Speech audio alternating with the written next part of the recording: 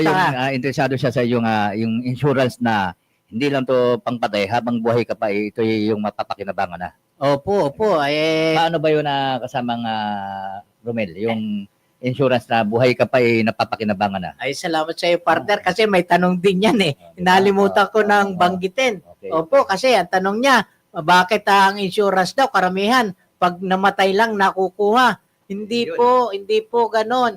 Halos po ng karamihang insurance ngayon, buhay pa, may pakinabang na. May mga plan po tayo kung gusto nyo, kung kayo ay 50 years old below. Opo, 50 years old below. Kung gusto nyo po ng plan na pag edad nyo ng 60, makukuha nyo ang lump sum. Ganito po yan ha. 50 years below, pagka po kayo kumuha, makukuha nyo po ang lump sum pag edad nyo po ng 60.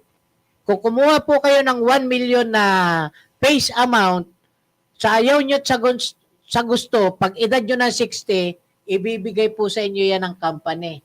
Opo.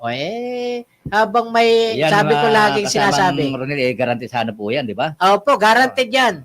Opo, lagi ko sinasabi, mga kababayan ko, lahat po ng tao sa Pilipinas ay nagkakaroon ng income.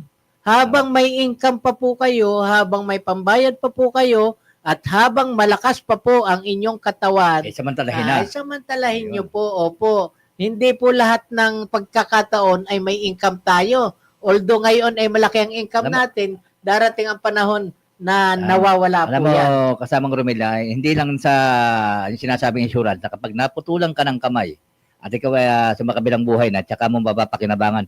Pero dyan sa insurance mo, alam mo, talagang napakaganda eh. Kaya marami nagkaka-interest. Opo. Ang ano kasi natin, ang insurance natin para sa inyong kalaman, hindi lang po sa kamatayan. Buhay po tayo, napapakinabangan natin, at parang savings na rin po yan. Sa maliit na halaga na inyong naiipon, ibabalik po yan sa inyo ng company. May mga plan po tayong mga ganyan. Ano po? Opo. Paano pag edad na 60? Naibigay na sa akin yung lump sum. Ano pang pakinabang ko? You are still insured po. Opo. Lifetime po. Naibigay na sa inyo yung lump sum ng edad 60. Meron ka pa rin makukuha. Lifetime. Wala ka na makukuha.